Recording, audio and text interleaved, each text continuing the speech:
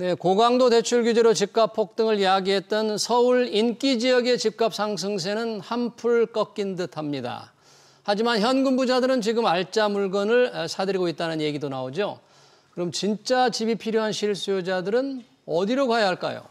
김학렬 스마트튜브 부동산 조사연구소 소장 모시고 얘기 들어보겠습니다. 소장님 어서 오십시오. 네, 안녕하십니까. 627 초강력 대출 규제 집값 상승률 확연히 둔화돼 있다. 그렇게 확실히 느끼시죠? 어떻습니까? 실질적으로 호가가 내려왔고요. 네. 호가가 내려왔기 때문에 실질적으로 좀 전반적인 분위기는 하락적으로 조금 느껴지는 것이 사실이기 맞고요. 예. 다만 이게 호가가 내려온 것이지 실제 거래 가격이 내려왔냐라고 질문하시게 되면 그것도 아직 좀 봐야 될 것 같다. 아, 그래요? 예, 그래서 실질적으로 7월이나 8월 달 정도까지는 봐야 될 것 같고요. 예. 그 이유 중에 하나가 7월 달에 이제 6.17 대책 규제와 상관없이 DSR 3단계 시행도 있었고요. 그리고 계절적으로 7말 8초는 휴가철이고 해서 비수기입니다. 그래서 이게 실제 비수기와 이런 스트레스 DSR 적용 때문에 준 것들인지도 한번 판단을 해봐야 되겠지만 확실한 것은 아무래도 6억 원 대출 규제 뭐 이런 것들 때문에 거래량이 준 것은 사실이고요. 거래량. 호가가 확실히 내려온 것도 사실이고 예. 매물이 없었던 지역에 매물이 조금 등장한 것도 사실입니다. 그러나 실제 거래 가격이 얼마나 낮아질지는 조금 더 시간이 필요하다. 그걸 확인하는 그렇죠. 데는 그런 네. 얘기네요. 거래도 뭐 많이 줄었죠, 지금 주제. 아마 이번 정책에 타깃한 지역이 아마 강남 3구, 용산구를 포함해서 가장 정확히 타깃한 것은 그 옆에 있는 지역들, 마포구, 성동구, 동작구, 강동구거든요. 그래서 실질적으로 이쪽 거래량을 체크해 보면은 많게는 80%에서 90%, 적게도 한 60%는 준 것 같습니다. 그래서 예. 이제 5월, 6월 달보다 아마 7월 달 현재 거래량이 그런데 이제 아까 말씀드린 대로 이게 계절적인 또 그 비수기가 있기 때문에 네. 정책 영향과 비수기 합치수로 봐야 될 것 같고요. 근데 그럼에도 예. 불구하고 거래량이 준 것은 사실이기 때문에 예.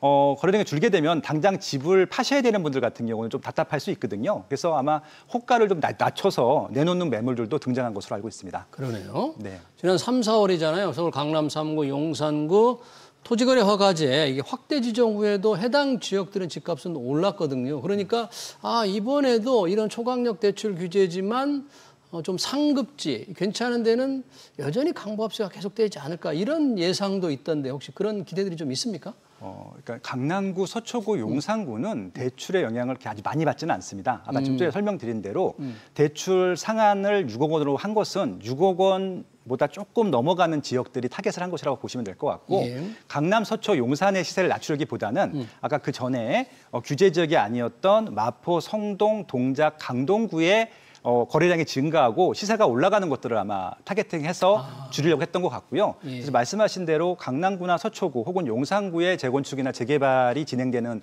구역이라든지 재건축 단지들은 아직까지 큰 타격을 본 것 같지는 않고요. 원래 예. 거래량도 많지 않았고 실질적으로 계속 신고가는 나오고 있거든요. 거래량이 많지 않아서 그렇지. 거래량이 많지 않아도. 예. 네. 그래서 이것들은 아마 강남 2구와 용산구는 좀 별도로 봐야 된다라고 하는 게 스마트튜브의 생각입니다. 그래요? 보통 이 대출 규제가 이번에만이 아니고 역대도 몇 차례 나왔는데 지나놓고 보면 뭐 한 2, 3개월, 3, 4개월 정도 효과가 가다가 그걸로 그쳤다. 이런 분석인데 이번에도 정말 그럴까? 이런. 2019년도 12월 16일에 예. 대출 규제가 세게 나온 적이 있습니다. 아마 예. 기억을 하시겠지만 예. 15억 원 이상 아파트는 대출이 아예 전혀 나오지 않았고요. 네. 중도금 대출도 아예 금지를 했었습니다. 그 영향력이 정확히 이제 좀 길게 간 데들은 6개월 걸렸고요. 짧게 간 데는 한 2개월 정도는 거래량이 좀 침체되고 실제 이렇게 조정이 돼서 나온 거래가 케이스가 있었기 때문에 그게 아마 최대 영향이 갔던 시기였던 것 같습니다. 2019년도. 2019년도. 예. 근데 실질적으로 그때는 여러 가지 규제랑 함께 왔던 것 같고요. 이번은 조금 다른 게 뭐냐면은 지난번에는 이제 투자자들하고 실수요자들을 다 규제했기 때문에 조금 더 영향이 있을 것 같은데 지금은 투자자는 시장에 없거든요. 투자자가 없다는 건 무슨 뜻인가요? 실제 실수요자라고 하죠. 다 실수요자다. 예, 실수요자들이기 때문에 실수요자와 투자자의 특징은 뭐냐면은 투자자들 같은 경우는 너무 비싸거나 아니면은 자기가 봤을 때 이것은 지금 투자할 가치가 없더라고 하는 것들은 투자를 하지 않거든요. 그래서 그때는 이제 그런 수요층들이 한꺼번에 빠지다 보니까 더 많이 빠져 보이는데 지금은 실수요자들이거든요. 실수요자들은 뭐냐면은 살짝 본인이 불리하다 하더라도 이사를 꼭 가야 되는 사람들이 있어요. 예를 들어서 뭐 직장 문제 때문에 아니면 아이들 교육 문제 때문에 예. 이런 세대들 같은 경우는 이사를 가야 되는 경우들이기 때문에 내 경제력이 되면은 그냥 이사를 가는 것들이고요. 만약에 이번 조치로 경제력이 좀 부족하게 되면은 대출이 안 나와서 한 단계 아래 급지나 아니면 전세로 갈 것이 뭐 월세로 간다든지 아니면은 좀 새 아파트에서 준신축으로 간다든지 이렇게 좀 한 단계씩 내려서 이사갈 집들을 선택하는 그런 경향들이 나올 것 같습니다. 네, 지금은 이제 실수요자들이니까 그 미치는 영향력에 대해서 얘기를 해주셨고요. 이번 대출 규제 그리고 또 전세 매물 감소로 이제 전세 시장이 불안해질 거다. 뭐 이런 우려가 있는데 실제 전세 시장 불안감이 좀 살아나고 있습니까? 어떻습니까? 지금 전세 시장이 원래 문제였었는데요. 제가 이제 지난달에 나왔을 때 말씀드린 데와 같이 매매가 흔들리는 것들보다는 전세가가 작년부터 계속 상승하는 것들이 더 문제였다고 말씀을 드렸습니다. 예. 근데 이번 대출 규제가 겉에서 보기에는 매매 거래량을 중단시키는 것처럼 보였지만 그렇게 보입니다. 네. 실질적으로 이 매매 가격을 거래량을 중단시키기 위해서 어떤 것들을 했냐면은 전세를 끼고 사는 갭 투자들을 막았거든요. 그렇죠. 그러니까 본의 아니게 선의의 피해자들이 이 매수자들이 아니라 임차인들이 됐어요. 임차인들. 그래서 실질적으로 이제 집주인들이 집을 사서 전세를 내놓을 때 그러니까 자기가 직접 대출을 받아서 집을 사는 사람들도 있지만 전세 레버리지로 집을 사는 사람들이 있거든요. 그렇죠. 임차인의 전세금으로. 네, 그것들이 좀 불편해져서 그 수요층들이 굉장히 불편해하고 있거든요. 예전 같으면은 전세자금 대출을 한 5억 원 받아서 혹은 4억 원 받아서 이사를 갔을 텐데 그 부분이 막히다 보니까 집주인이 진짜 새로 집을 사서 특히 이제 신규 아파트 같은 경우는 처음에 세팅을 이렇게 해야 되잖아요. 지금 제일 문제가 됐던 단지가 메이플자이라고 하는 서울 반포 메이플자이. 그 서초구 잠원동에 있는 메이플자이인데 거기는 다 처음에 세팅을 해야 되는 것들이기 때문에 문제가 생겼거든요. 일단은 전세 대출을 받는 세입자들은 들어갈 수가 없어요. 그러네요. 그래서 일단 당장 서초구 잠원동으로 이사 가려고 했던 한 2,000세대 정도의 임차인들은 실질적으로 자기 돈으로만 전세를 들어가든지 아니면 아마 반전세, 월세로 선택해야 되는 경우들이 생겨서 선의의 피해자가 일단 최소한 수천 명에서 수만 명은 생겼다. 그렇게 좀 분석하고 있습니다. 그럼 메이플자이 같은 경우에 반포에 자기가 전세금이 없는 분들, 전세장을 빌릴 수 없는 분들은 말씀하신 대로 반전세나 월세 전부 이쪽으로 다 지금 바꾸고 있을 거네요. 그렇죠. 메이플자이를 꼭 들어가야 된다고 한다면 반전세나 월세를 선택할 것이고 아니면은 그보다 조금 더 저렴한 구축으로 가겠죠. 그러네요. 그러면 마찬가지로 그런 현상이 다른 데도 다 벌어지고 있을 텐데 대부분 월세 전환이 지금 더 늘고 있지 않겠습니까? 그럼? 그건 뭐 어쩔 수 없이 그러니까 정부 기조도 그렇고요. 제도권 전문가들의 의견도 마찬가지일 텐데 전세를 그렇게 미워합니다. 이유도 없이 그냥 뒷방 뭐랄까 좀 저기 뭐 배달한 자식이 낳은 자식처럼 전세를. 괜히 미워하고 있거든요. 근데 임차인들은 전세를 너무 희망하는데 어쩔 수 없이 전세라는 제도를 조금 축소시키려고 하는 의도들이 보여요. 그러니까 계속 전세를 괴롭히다 보니까 실질적으로 전세가 아닌 반전세 혹은 월세 그리고 아니면은 아예 그냥 전세가 싼 구축이라든지 다세대 빌라의 전세로 가는 경우들도 크게 좀 증가하고 있는 것으로 알고 있습니다. 네, 전세가 이렇게 자기 집을 마련하는 상당히 이제 중간 단계, 중간 사다리 상으로서 효과를 하고 있는데 전세에 대한 압박이 점점 더 커지고 있네요. 자, 정부 여러 가지 이제 부동산 대출 초강력 규제가 나온 다음에 관심이 이제 세금입니다. 계속 이재명 대통령 세금으로 집값을 잡지 않겠다. 이제 이렇게 이제 공약도 했는데 최근에 그렇게 했는데도 불구하고 시장에서 뭐 주택 보유세를 강화한다, 뭐 이런 소문이 좀 확산되고 있다는데 그렇습니까? 이런 얘기들이 좀 있어요? 저도 찌라시에서 봤거든요. 봤는데 그러니까 10억짜리 아파트를 한 채 갖고 있으면은 보유세를 한 1,000만 원 내게 하겠다. 그리고 또 시세가 더 올라가면은 비율이 더 올라간다. 뭐 이런 찌라시가 돌았더라고요. 그래서 뭐 이거는 뭐 검증된 게 아니기 때문에 제 얘기가 아닙니다. 저도 그냥 찌라시 본 거니까. 그래서 이제 이 보유세라고 하는 것은 재산세랑 종부세에 합산한 결과인데. 서울의 중위 가격이 13억 정도 되거든요. 그러니까 이제 재산세로 혹은 뭐 종부세로 합쳐서 보유세로 1년에 1,000만 원에서 2,000만 원 정도를 내는 시대가 반 이상은 오지 않겠느냐고 불안감이 있는 것 같습니다. 근데 이제 이재명 대통령님께서 분명히 말씀하셨지만 세금으로서 부동산 시장을 안정하기보다는 공급으로 하겠다라고 하신 부분들이 있으니까 일단 정권 초기에는 그걸 지키려고 하겠죠. 근데 초반에는 그걸 강력하게 말씀하셨는데 최근에 오셔갖고 약간 끝을 말씀을 흐리는 것 같아요. 그래요?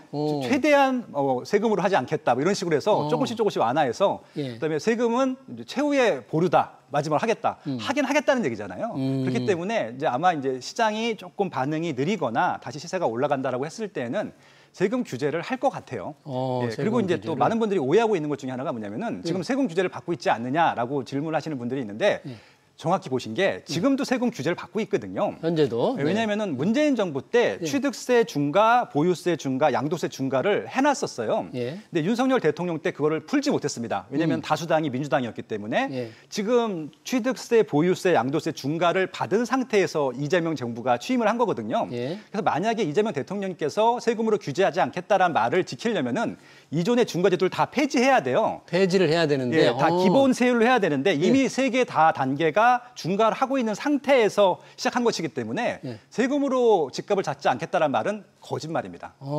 예. 그대로 있으면 중과가 계속 된다 그런 얘기네요. 지금도 중과를 받고 있습니다. 지금도 중과를 받고 있으니까. 예, 그렇습니다. 그런 게 비슷한 게 지금 다주택자 양도세 중과 유예제도잖아요. 예, 예. 그게 내년 5월까지인가요? 5월 9일까지고요. 어차피 이제 그것들을 유예하지 않으면 중과가 부활이 되는 것들이고요. 유예하지 않으면. 예, 대통령령으로 지금 시행을 뒤로 미루는 것뿐이거든요. 예. 정부가 아니라 이제 국회에서 법을 바꿔야 되니까 예. 국회에서 민주당이 이제 다수당이기 때문에 여기서 법을 바꾸지 않으면은 그냥 중과는 시행된다고 보시면 될 것 같습니다. 그러네요. 새로운 무거운 세금이 도입되지 않더라도 그대로만 있어도 세금이 중과가 계속 되고 있다. 그런 부분을 조금 염두에 둬야 될 것 같네요. 이번 초강력 규제 대체 뭐 여러 가지 피해자가 있습니다만 생애 최초 그리고 무주택자들이 직격탄을 받았다. 이런 비판들이 많이 나옵니다. 실제로 실수요자들을 위축시켰다 그런 얘기인데 이럴 때 이제 집을 아까 마련해야 될 분들도 실질적으로 많이 있을 텐데 그런 분들은 집값 동향에 따라서 어떻게 해야 될지 서민들이 어떤 전략을 세워야 될지 상당히 고민이 깊을 것 같아요 지금.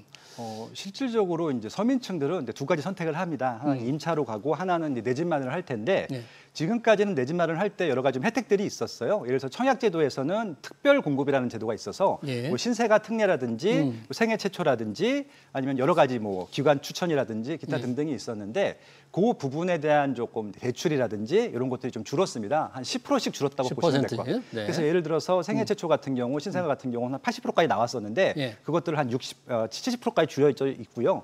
그리고 이제 그 대출 전세 대출 같은 경우도 이제 90%에서 80% 정도까지만 보증하기 때문에 대출 나오는 부분들이 줄었거든요. 그래서 내 집 마련을 하는 데 있어서도 임차를 가는 데 있어서도 이런 좀 서민층들의 대출과 조금 조건들이 좀 나빠졌다라고 보시면 될 것 같습니다. 그래서 조금 어려운 상황입니다. 그래서 결국은 이 부분들을 어떻게 해결하시면 되냐면요.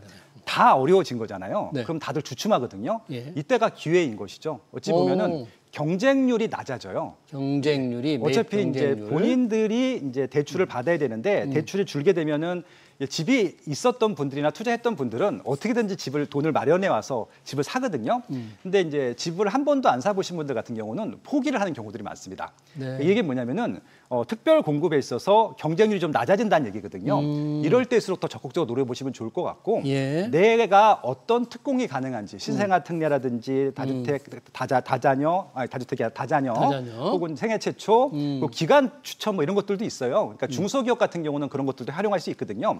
공부를 조금 더 해보시면은 이게 100% 확률은 아니지만 전보다는 기회가 조금 더 경쟁률이 낮아졌기 때문에 찾아볼 수 있는 혜택들이 있기 때문에 특히 좀 이렇게 정책적인 배려로 받을 수 있는 혜택들은 다 받는 것으로 좀 공부해 보시면 좋을 것 같고 그리고 서울만 노렸었던 분들 같은 경우는 서울이 비싸고 대출이 많이 나와야 되잖아요. 근데 저는 이제 지난번에 말씀드렸지만 서울의 좀 중하위권 지역보다는 경기도나 인천에 오히려 서울까지 출퇴근하기 편한 입지에 새 아파트들이 훨씬 더 가치가 높다고 생각하고 있거든요. 그런 것들을 이번 기회에 한번 답사도 다녀보시고 한번 좀 전략적으로 한번 공부해서 노려보셔도 좋지 않을까라고 좀 제안드리고 싶습니다. 네, 부동산 시장이 안정되면 누구나 바라는 거니까 안정된 속에서 실수요자들이 조금 집을 제대로 마련할 수 있는 방법까지 설명을 잘 드렸습니다. 지금까지 김학렬 스마트튜브 부동산조사연구소장이었습니다. 고맙습니다. 고맙습니다.